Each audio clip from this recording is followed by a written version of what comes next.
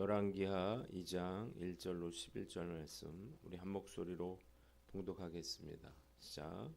여호와께서 회오리 바람으로 엘리야를 하늘로 올리고자 하실 때에 엘리야가 엘리사와 더불어 길갈에서 나가더니 엘리야가 엘리사에게 이르되 청하건대 너는 여기 머물라 여호와께서 나를 베델로 보내시느니라 하니 엘리사가 이르되 여호와께서 살아계심과 당신의 영혼이 살아 있음을 두고 맹세하노니 내가 당신을 떠나지 아니하겠나이다 하는지라. 이에 두 사람이 베델로 내려가니 베델에 있는 선지자의 제자들이 엘리사에게로 나와 그에게 이르되 여호와께서 오늘 당신의 선생을 당신의 머리 위로 데려가실 줄을 아시나이까 하니 이르되 나도 또한 아노니 너희는 잠잠하라 하니라.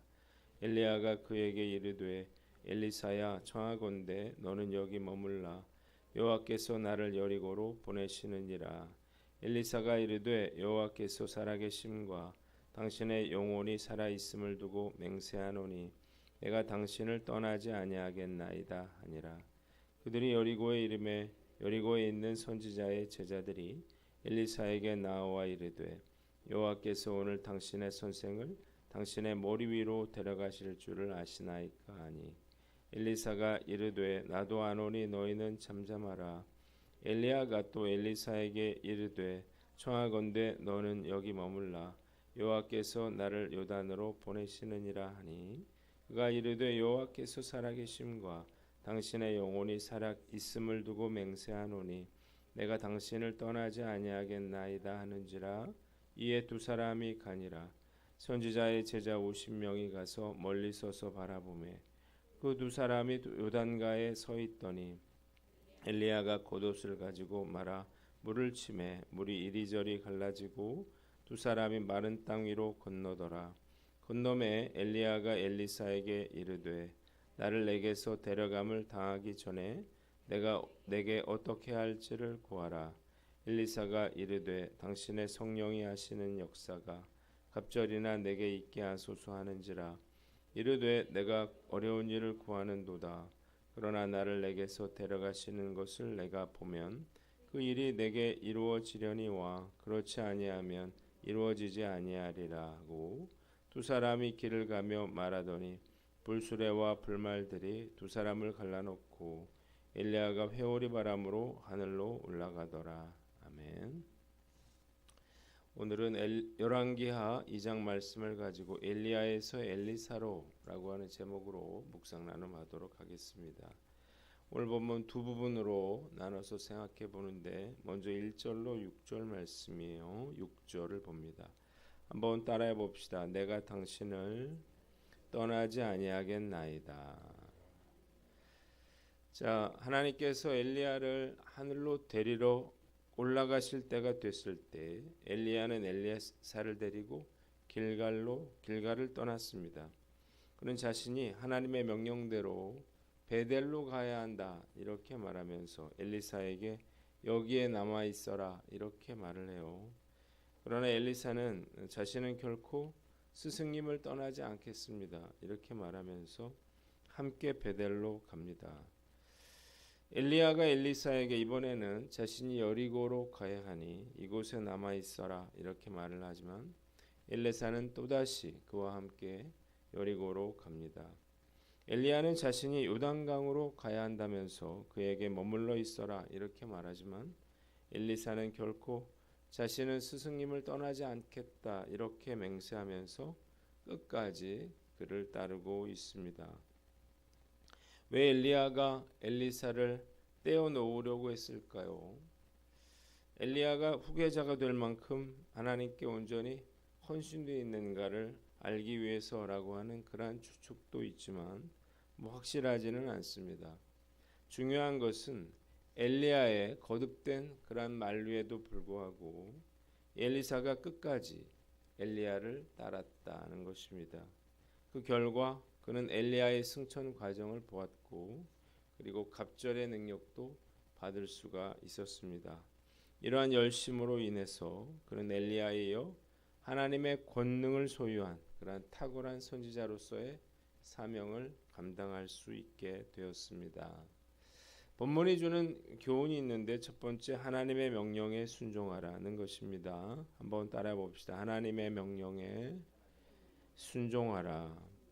여기 엘리야가 여호와께서 자신을 보내셨다면서 베델로 또 여리고로 그리고 요단강으로 가는 것을 볼 수가 있는데 우리가 뭘 알 수 있습니까? 그가 하나님의 명령을 들을 수 있었다는 것과 그리고 그 명령에 순종했다는 것입니다. 우리가 어제도 봤는데 그는 아하시아에게 가면 체포당할 수 있다는 사실을 알면서도 주의 천사가 그에게 아하시아에게로 가라 이렇게 말씀하실 때 즉시 아하시아에게 갔죠. 그래서 당신이 죽을 거라 그렇게 이야기했습니다.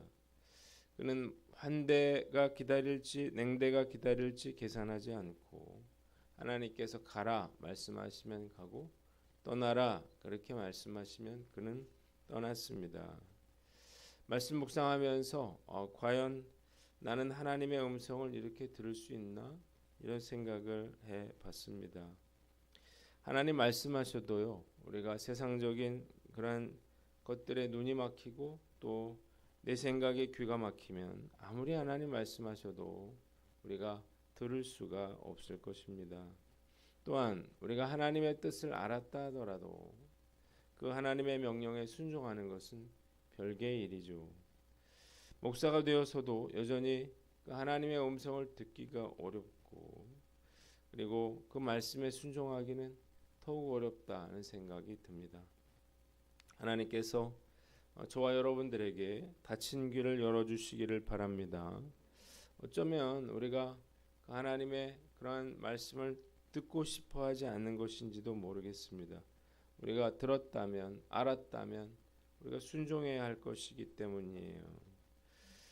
하나님이 깨닫게 해주셨는데 여전히 나는 내가 하고 싶은 일을 하고 원치 않는 일에는 순종하지 않는다면 그것은 더 큰 죄가 될 것입니다. 오늘 나는 어떤가 우리가 한번 살펴보고 우리가 말씀하시는 그 하나님의 음성을 듣고 우리가 듣는 대로 깨달은 대로 순종하는 저와 여러분들 되시기를 주님의 이름으로 축원합니다. 두 번째는 끝까지 주님을 따르라는 것입니다. 한번 따라해 봅시다. 끝까지 주님을 따르라. 자, 엘리사는 원래 소 12결이 그러니까 24마리죠. 이걸로 농사를 짓던 분홍이었습니다. 당시 이 정도면 아주 큰 규모의 농사였는데 그러나 엘리야가 그를 제자로 불렀을 때 그는 모든 것을 포기하고 그를 쫓아서 고단하고 또 힘든 제자의 삶을 살았습니다. 이번에도 엘리사는 엘리야의 만류에도 끝까지 그를 따랐고 결국 엘리야가 승천한 후에는 이스라엘을 대표하는 그런 위대한 선지자가 되었습니다. 말씀 묵상하면서 이렇게 엘리사처럼 끈기 있게 예수님을 따라야겠다 그런 생각을 해봅니다. 어떤 상황에서도 이렇게 우리가 예수님을 놓쳐서는 안 될 것입니다.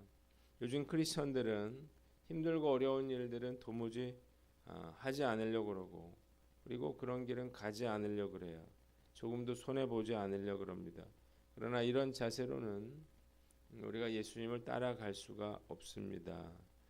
예수님을 따르다 보면 힘들 때가 있어요. 짜증스러울 때가 있고 손해를 보게 될 때가 있습니다.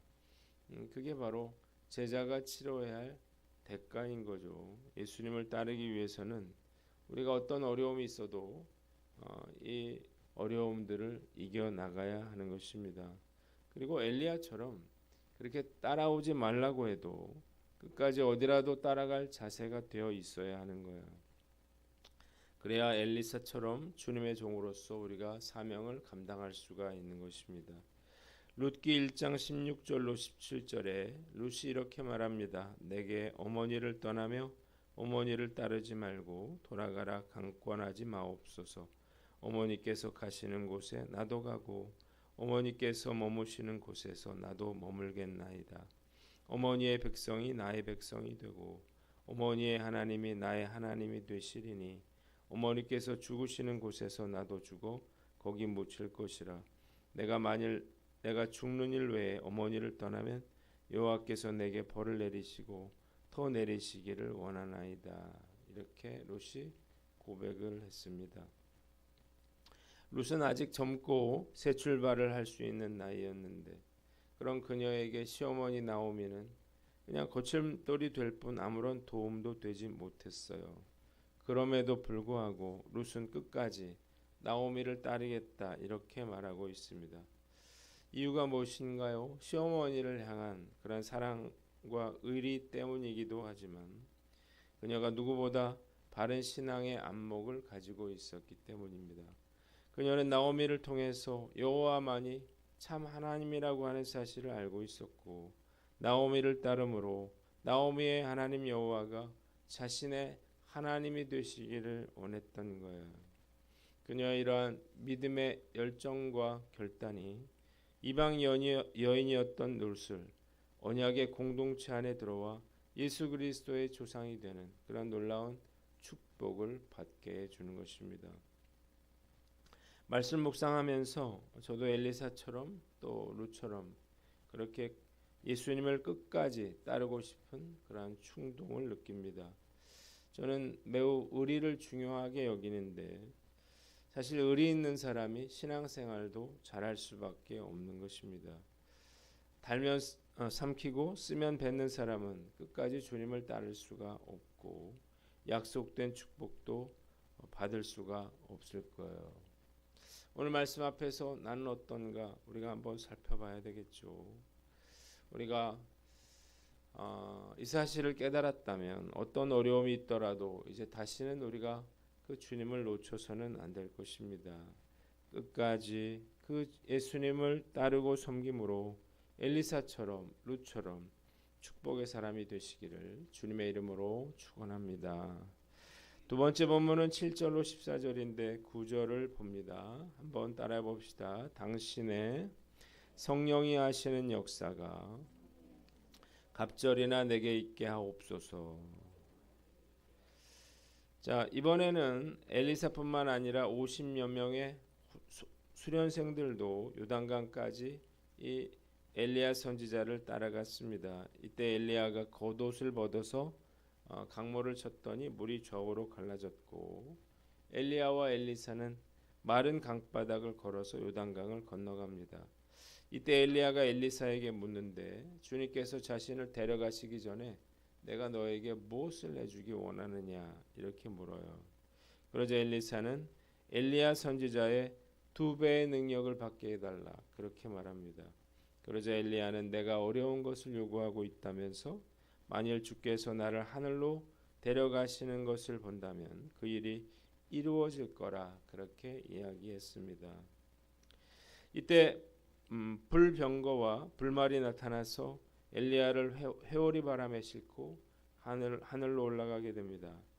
엘리사는 슬픔에 겨워서 자신의 겉옷을 찢고 엘리야가 떨어뜨린 겉옷을 가져와 요단 강물을 치면서 엘리야의 하나님 어디에 계십니까 외치자 강물이 좌우로 갈라졌고 엘리사가 걸어서 강을 건넜다는 거예요.